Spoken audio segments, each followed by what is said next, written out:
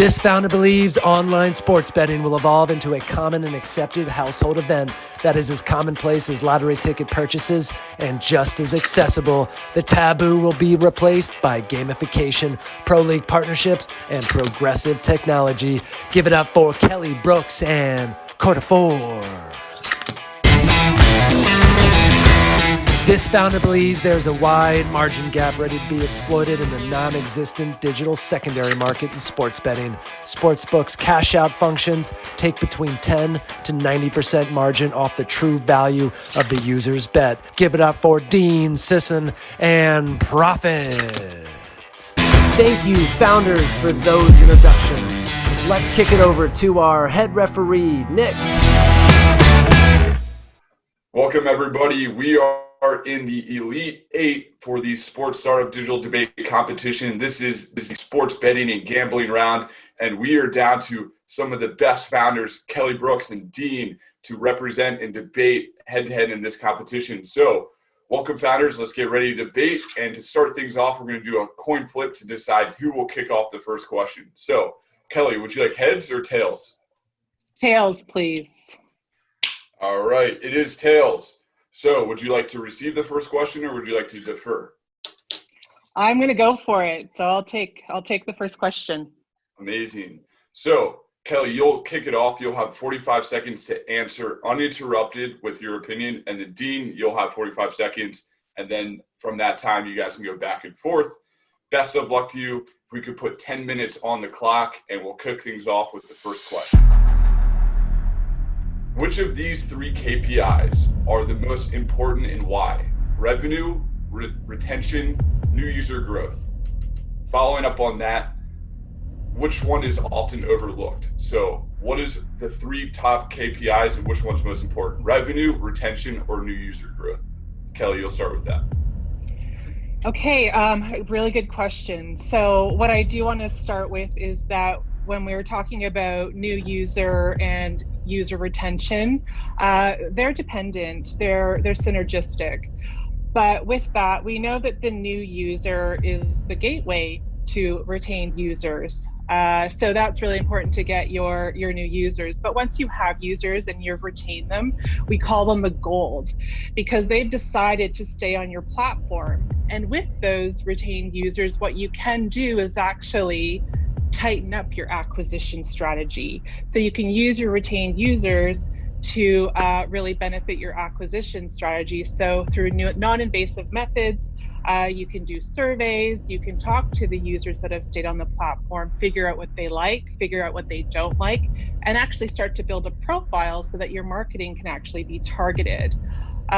So also with retained users, a bit more of a favorite. We all know that it costs less to retain a user than to acquire a new user. If you can increase consumer retention by 2%, you can reduce operating costs by 10%. So that's really important to note for a startup.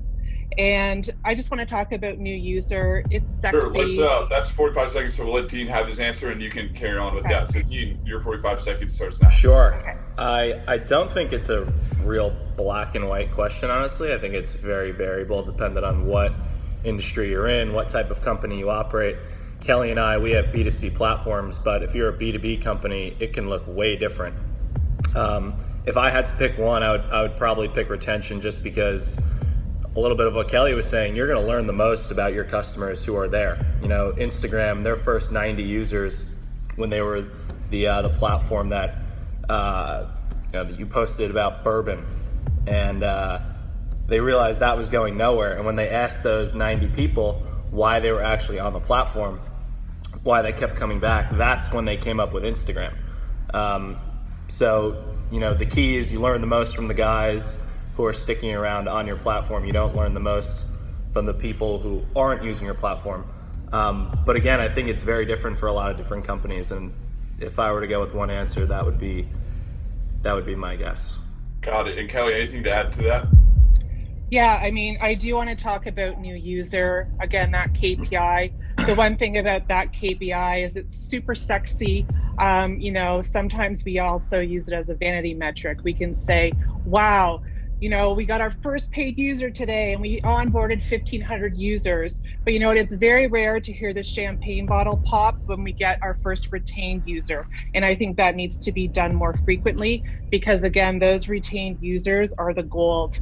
And they really validate that your product has stickiness. And that's really important in the market. Especially, Kelly, especially when you're just new to whatever it is that you're doing, right? If you're in your first few months of operating and you have 100 guys who are consistently going back to your platform every day, you're going to look at those guys and say, what is bringing them back every single day? Not how am I losing these 1,000 people and not bringing them in, which, yes, new user growth is sexy, it's great, but if they're just coming in and you're flushing them out and you keep churning out everyone, you don't have a platform, you don't have a company. So I agree with you there about retention, but again, to my previous point, it is so unique across so many different companies.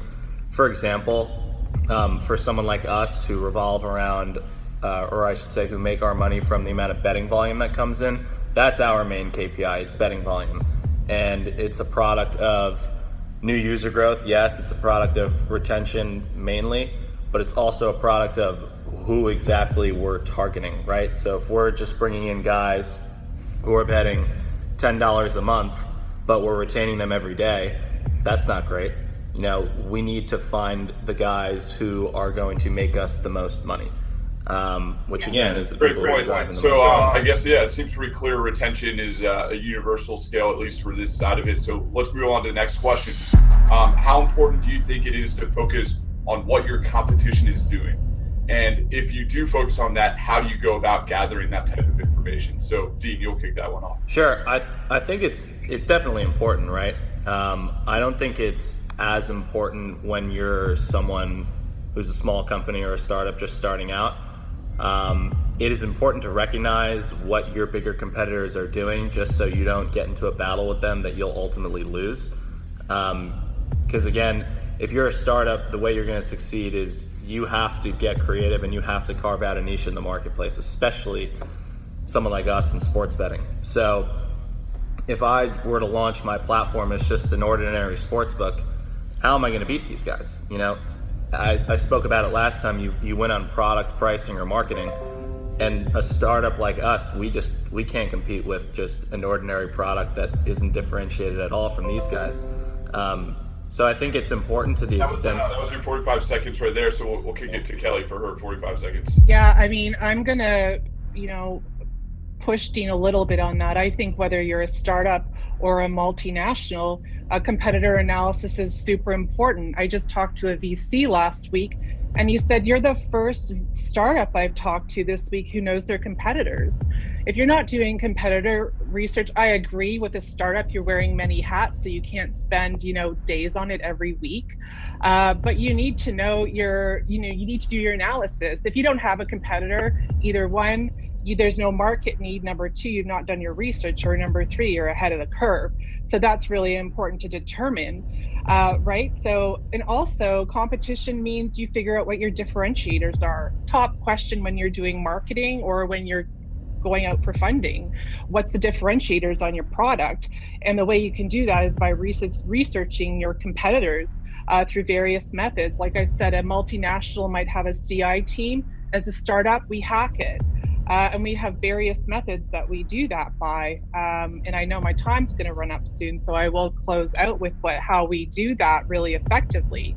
But Dean, I agree, we can't spend the amount of time on it like a multinational can, during the week, but we absolutely have to keep our finger, on the pulse on what our competitors doing, because if we don't, it's going to nip us in the bud. So we really have to do it through a hacking mechanism. For example, I listened to your podcast the other day to figure out, what you're doing with your product. What are your challenges? How many users do you have? So through various methods, we dump our competitor analysis into our Slack channel so the rest of our team can see it. And website research as well through startup is really important. I can see who they're hiring. If my competitor is hiring an AI developer tomorrow, then I better, figure out my AI differentiators pretty quickly because they're coming up on my tail. So I absolutely. Yeah, there's definitely an element to that. I completely agree with you. But then there's also an element of you have to stay in your lane compared to what your competition is doing, right? So if I'm going in a million different directions, I'm going to run out of resources. I'm going to burn through it. Also, to that point, if you focus on what your competition is doing pretty heavily, which obviously we all should, then you can figure out how to lower your cost to acquire each customer, and that's the name of the game in a startup, and that's how you figure out your retention and ultimately improve all your unit economics. So just tying back to my previous point in the previous question, that's a huge thing to look at here in order to lower your CAC. The other thing, being a startup in this industry, is our competitors can quickly become our allies. So I've talked to a number of companies right now that I thought, were my direct competitors, but in talking to them, we've formed great partnerships because we figured out we weren't doing exactly what each other's doing, and instead we're partnering and enhancing that user experience and contributing to each other's sales funnels. So, just to do competitor research to see, who's going against you, I think competitor research can give you so many other opportunities and things that are vital to succeed as a business in this marketplace. Great. We'll move on to the next question. Do gamblers really believe that they can get an edge from stats on a website? If it's real, are they just desperate, or do they really need that type of information, or is there certain access to information that not everybody has? So Kelly, if you want to kickstart that question. Yeah. Firstly, I think gamblers think a lot of things can affect their bets, the weather, their mood, the color of a jersey. But I want to tie this question back to, the game of skill versus the game of chance. In 2016, in US and the courts, fantasy sports were deemed a game of skill. And that does leaps and bounds for our industry, because I also think that sports betting is right on the heels with the same label. And if you do have a game of skill, it means that, as a bettor, you can improve your skill through practice, through education, through using resources. So Q4, as a company, our mandate is to help the bettor, give them an edge of 1 to 10%. We do that through non-biased data methods. We do it through finite data. We do it through streamlined predictions. We don't do it in a manner of desperation when where a biased expert analyst is going to charge $1,000 in that gambler's moment of desperation so that they can recoup all the money they lost last night. If you start looking at it as a game of skill, and you have customers and you're onboarding them, they're going to use a tool such as Q4 to learn. If it's a new bettor and they don't know what a certain prop bet are, we're going to engage that user in the journey, educate them, provide them with statistics, provide them with predictions and reasoning why we've done that in a very transparent manner. There's always a game of chance with betting. We can never predict if a shoe's going to explode or if someone's getting food poisoning. We'll wrap it over there and toss it to Dean for his. Yeah, I mean, of course people think they can gain an edge, but in reality it's next to impossible to gain an edge just from statistics. When it comes down to the nuts and bolts of it, sportsbooks don't release information that would benefit their customers, right? Like they wouldn't release the amount of public money that's that's bet on each side if it were to actually benefit the public. It's all a facade. In addition to that, I wouldn't say that customers are desperate. It's a hobby for everyone. It's why it's a multi-billion-dollar industry. It's, as a culture here in America, we are so statistically driven. And if I can add on to that point real quick, it's the reason why Flutter and the Stars Group, who you saw just merge, they own OddsChecker, who's arguably the biggest affiliate in the industry. With OddsChecker, it is a site that includes a ton of stats. It also includes different odds comparisons of all different sportsbooks. So it's real. They're not desperate. It's a hobby for everyone. And also, yeah, people think they can gain an advantage, but can they actually is a different story. Yeah, I mean, again, with Q4, we've run a number of tests, and we are giving bettors who are looking to learn and to engage with betting, we are giving them a 1 to 10% advantage with our very transparent content. So we're not just a stats site, we're disruptive because we are statistics displayed in a very user-friendly manner. There's nothing hidden there. We don't have any emotional opinion because everything we're generating is through artificial intelligence and finite data points that we get from 6 years of back data. So I do think that bettors can use new technology like Quarter4 to hone their skills, to learn more, and to make better and smarter bets.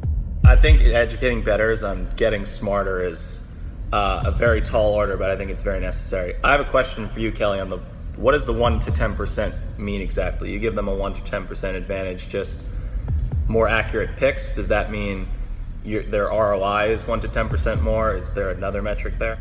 Yeah, so basically we just give them that advantage point, right? So we can improve their winningness by, between 1 and 10%. So if they go in, not being aware of an injury or not being aware of, through a player versus player display, which player is going to outplay and why, we can give them that additional insight through events that have happened, through, real-time AI predictions. We can give them additional insight into that game to help them make better bets and do better on those bets. Great. We'll wrap this up with the final question here. So, which aspect of diversity do you feel is most responsible for increasing company performance? And Dean, you'll start that question. Kelly, I think you'll agree with me here. It's bringing in people from all across the spectrum. So what we're looking to do here is, which we've done, I should say, is one, we bring in people from multiple countries to give us multiple outlooks on multiple betting markets, because not all betting markets are the same, and you can learn a lot from different countries. It's the only reason we went to the UK, quite honestly. And number two, if you have women on your team and men on your team, those are two totally different psychological brains you have there, right? There's a reason why betting platforms, 90% of their audience are males right now, and unfortunately it's because 90% or 80% of senior executive teams are made up of males on betting platforms. It's just a harsh reality. So I've heard rumblings of people trying to create women-specific betting platforms, which I think is super interesting. But I think that's a huge key. It's something we're looking to do. Obviously, we're a little too small right now to make it happen, but it's definitely in our roadmap and in our plans. Kelly, and your point? Yeah, you know what? Quarter4 is a female-founded company. Diversity is a mandate. It's a part of the core culture at Quarter4, and we've acted on it immediately. Between our core team and our advisory board, we have, for example, the ages of 25 to 55. We have experienced professionals that have been in the trenches, but then we have the unfettered optimism of new graduates and people who have really new skill sets that's making our product really, really great. From a second perspective, we have 5 ethnicities on our core team and our advisory board. And that gives us insight into, how users use the platform, making adjustments on the platform. Who are we talking to from a marketing perspective? In Toronto, there's a huge, Asian community that follows the Raptors. How do we tap into that target market, and do even some crossover marketing there? And, thirdly, we're part of, for example, Kelly Kane, the All-in Diversity project, which talks about inclusivity in the iGaming space. It's really important to be a part of those initiatives because number one, you meet fantastic, brilliant people. And number two, it keeps your finger on the pulse of what's going on in the industry because as Dean mentioned, right now, it's predominantly, run by white males from a consumer and an organizational perspective. So for us to be disruptive means to be diverse so that we can build out a product that's appealing to everybody globally. Yeah, obviously diversity is huge, right? But I want to zone in a little more on the company performance aspect because it's different for everyone else. Obviously, there's the mutual benefit for everyone. If you have a more diverse office, then your performance will go up in the sense that your workspace will be happier and so on.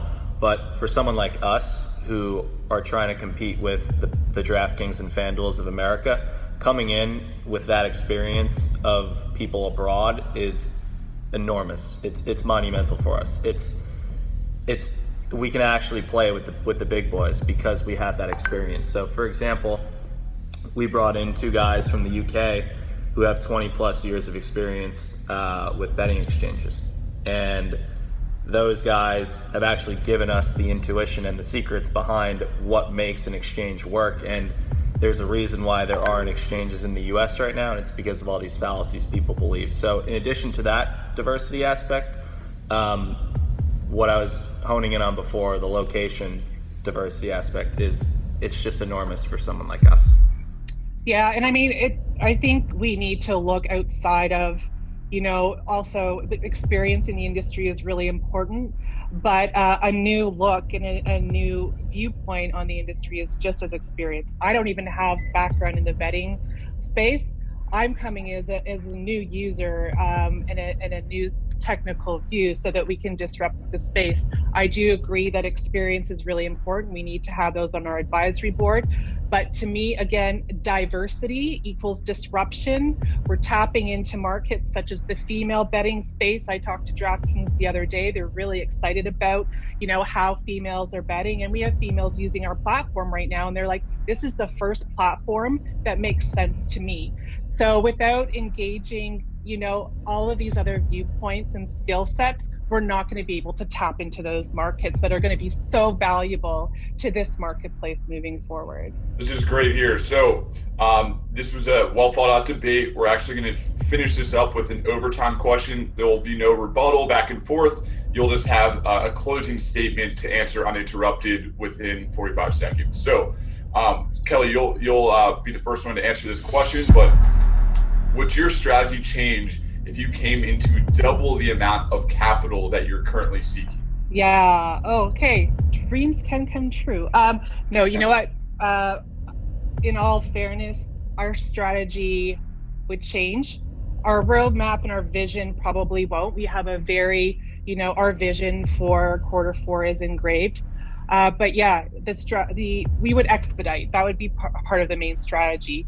The first thing I would do if we got that extra money is I would sit down our financial advisors and I would say, what does this mean for us? How can we use this money most effectively?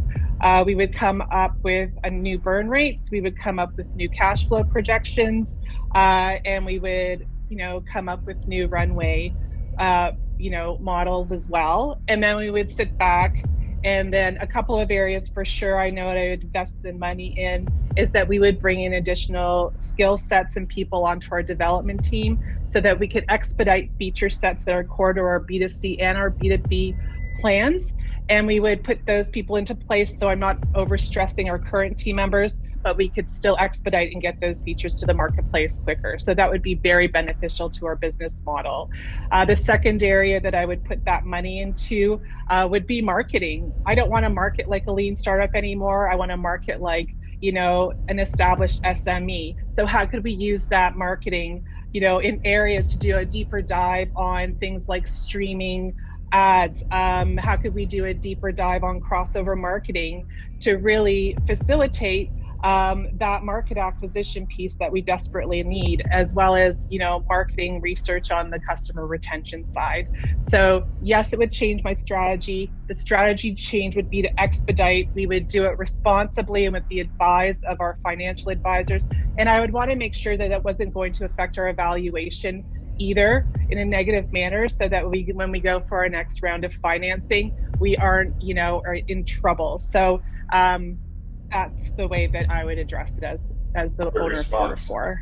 And Dean, your answer would be? Yeah, well, Nick, you only gave me 45 seconds here for a fully loaded question, but I'll try to do the best I can here. First of all, I have an investment banking background, so modeling is the fun part of the job for me. So we've got scenarios where we raise $1 million, $2 million, and $5 million, and how it affects our whole business from the top down, because it's going to affect your whole business from the top down. It affects everything from your projections. It affects when your employees get wind of it, how much of a pay increase they want. It'll affect your marketing, yes, like Kelly said, but it'll also affect your product roadmap severely. what things do you want to push up if you have a certain amount of money, and then what would your financials look like in those scenarios? For us, what states do we want to enter first? If we raise 5 million versus 10 million, are we going into New Jersey or are we going into Iowa and Colorado? So there are just so many variables here that affect, again, the whole financial health of your business from the top down. 45 seconds there, I did my best to give you the answer, but seriously, depending on how much capital you have, it will affect every facet of your business. Well, that was a great debate between both of you. That wraps up the sports betting and gambling section for the Elite 8. And now we're going to go for the judges' reviews and picks. If you haven't already, debate for a budget campaign and use the hashtag #DebateForCovid. So now on to the judges.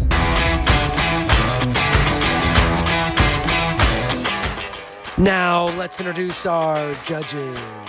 First up, Brian Zwerner, founder at Beyond the Game Network. Next, Per Heistad, partner at Rally Cry Ventures. And lastly, Chad Stender, managing director at 76 Capital. Let's kick it over to our head referee, Nick. All right, that wraps up an amazing debate for the Elite 8 for the sports betting and gambling section. And now we are on to the judges for their analysis and picks. So to kick things off, we're going to have Brian. Could you please provide your feedback and your pick for this round? All right, Nick, this is round 2, so I am already expecting more. Both of these founders have got one victory under their belts. We start off with 2 questions, and man, Kelly comes out like a finance school professor. I was bored. This was nothing to do with her business or herself. She's giving me a lecture. Dean was hitting it hard. I liked it. He was coming out of the gate strong. We got into the 3rd question around gambling data. And can you get an edge? And Kelly, man, she knew her stuff. She came out and finally woke up, and she got into the fight at that point. And man, she opened the door for Dean to crush her. Look, I'm a Wharton guy. I have a classical finance education. There ain't no such thing as no edge for bettors. And if there was, it sure as heck ain't gonna be on no free website. All right, that's nonsense. But Dean didn't hammer at all. He let her get away with it. So she took that question. We moved into the final question on diversity in tech. And man, Kelly was prepared. She crushed it. Dean said some stuff that had my head spinning. I think you're going to hear more about that from some of the other judges. So I'm just going straight up Kelly. Kelly was my winner today. Great job. Way to bring your personal experiences in. Watch out for that professor stuff if you go on to round 3, man. Nobody wants to hear you give a lecture. We want to know about your company and what you're doing to impact sports tech, and that's your best way to win. Brian, thank you for another enthusiastic response there. And now we're going to be on to Per for your analysis and picks. This right now we have Kelly for 1 vote. So Per, it is your time for your analysis and pick. So forgive me for not having Brian's kind of polished enthusiasm. So I'll start with Kelly. A comment for both founders is when I work with founders, especially successful entrepreneurs, they speak with specificity. If you notice their language, if you stop and analyze, and all you do when you listen to them is listen to how specific they are extremely specific. And the more successful they are, they tend to be more specific. Even in telling stories, they have high specificity. So for both founders, I'd suggest that you pay attention to that. Kelly, you used a few qualifiers. There's some ums, there's some ahs. There's a few ways that you're taking away a bit from what you're saying, which I'd encourage you to consider. Your thoughts on competitive research resonated with me. That understanding if you have competition, who they are, but also if you don't have competition, who the alternatives are. I do have a question on the psychology of why gamblers gamble. I looked at your website and I would ask the question, if they won every single time, would people still gamble? Like, making smarter bets is a pitch, but I'm curious on the psychology of why people care and why they would continue to gamble. My sister is a diversity and inclusion expert. I put her in the top 10 probably in the United States. You brought up diversity about disruption in a way that I've never heard before. So that single-handedly set apart what you were saying. Dean, you talked about niche. My single favorite topic for startups is be smaller, not bigger. You have to own a niche. You have to master it. So I agree with your point about the niche. I don't understand the company name. I went and looked at your website. I don't understand profit. And then you brought up something about female betters. My weekend hobby is running a chainsaw. I used to do work for Husqvarna, the chainsaw company, and it's 90% men, both professionally and recreationally, and it's 80% men run the companies. Does that mean that if we went to 50% female executives, that 50% of the recreational users on the weekend would be female?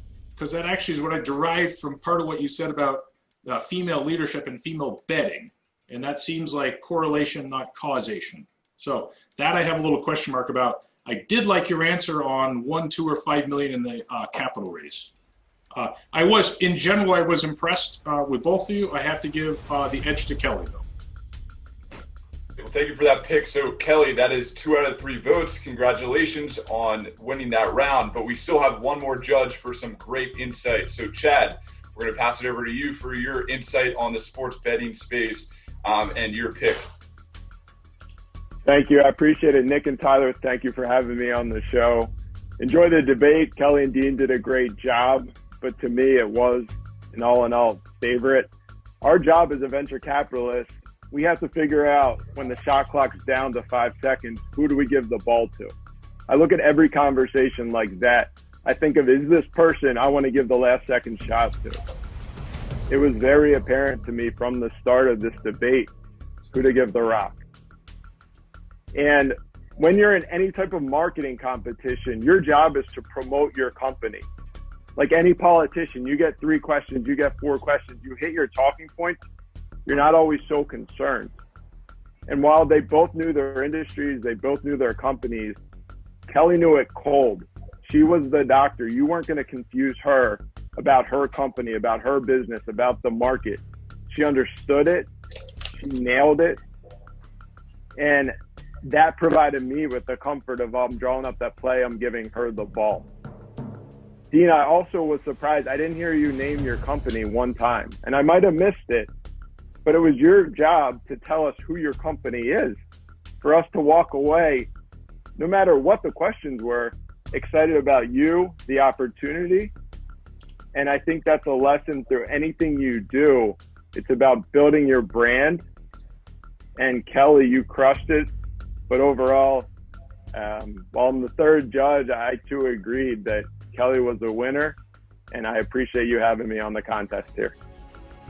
Thank you for that pick, and I love the analogies. We have chainsaws to final shots. They're great analogies here with some real life applications too. So congratulations, Kelly.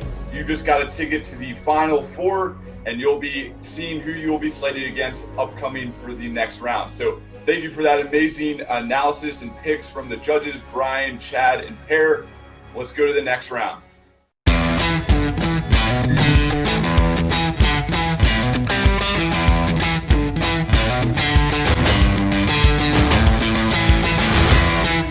Wow, those are some great debates. Thank you, founders and judges, for that effort. Hopefully everyone tuning in had some fun and learned a little bit as well. Remember to tune in tomorrow at 5 p.m. Eastern Time for the second part of our Elite 8 debates. And also remember our Pledge It campaign. We're trying to raise $10,000 for the CDP COVID-19 Relief Fund going to frontline healthcare workers. The website for that is pledgeit.org/startup debate. You can find our campaign page. If you can share that with your network or donate, thank you in advance for that support. Use the hashtag #DebateForCovid. Have a great evening. Hopefully we'll see you back tomorrow night. Thanks.